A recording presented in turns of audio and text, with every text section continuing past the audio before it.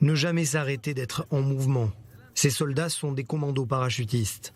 Ils étaient la semaine dernière au cœur de l'opération Briser la digue dans les territoires palestiniens.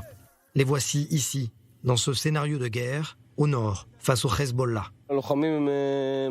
Mes soldats possèdent plusieurs cordes à leur arc. Ils savent mener des opérations antiterroristes la nuit, savent combattre à la frontière nord, dans le sud, savent manier toutes les armes et possèdent une forme physique à toute épreuve. La preuve, j'étais il y a 2 jours en train de mener des arrestations en Judée et là, je suis devant vous. Mais avant de tirer à balles réelles, il faut se mettre en condition et répéter inlassablement les mêmes gestes pour ne pas commettre d'erreurs en temps réel. Les premiers coups de feu résonnent dans cette vallée. L'objectif de ces soldats, c'est de courir et de neutraliser le plus rapidement possible les lanceurs de roquettes et d'obus mortels depuis les territoires ennemis vers Israël.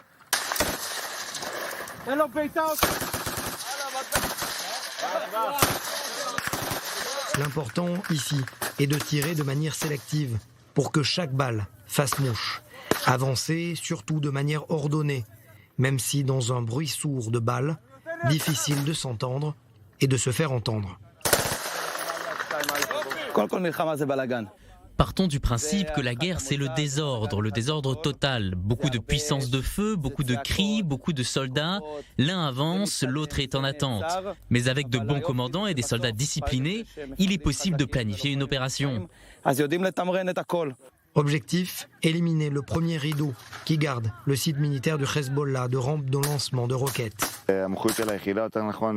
Notre spécialité est de mener des actions chirurgicales sur le front et en territoire ennemi, neutraliser la menace de tirs de roquettes et obus de mortier.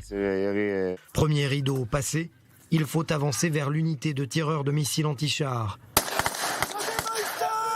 Un combat âpre pour arriver au final vers les batteries de roquettes elles-mêmes, où se trouvent les derniers hommes du Hezbollah. L'idée est de prendre le contrôle du secteur, éliminer les ennemis et en fin de mission, empêcher coûte que coûte les tirs de roquettes vers Israël. On pousse toujours ces soldats à l'extrême au cours de ces exercices pour que ce soit plus simple en temps de guerre. Pour des raisons de sécurité, impossible de filmer la destruction de ces rampes de lancement. Exercice terminé. Et même s'il est impossible de savoir à quoi ressemblera la prochaine guerre sur le front nord, la manière dont les bataillons d'infanterie ou les forces d'élite d'infanterie agissaient en 2006 et la manière dont elles agissent aujourd'hui n'a rien à voir. Notre matériel et arsenal se sont considérablement modernisés de manière à répondre le mieux possible à un ennemi qui a lui aussi développé ses capacités. Le facteur risque est omniprésent. Ce n'est pas toujours facile de le dire, mais une partie de mes soldats risque de ne pas revenir des combats. Mais nous essayons de réduire au maximum les pertes. C'est pour cela que nous nous entraînons autant. Pas de répit, ni de repos. Ces commandos parachutistes seront dès la semaine prochaine déployés de nouveau dans les territoires palestiniens.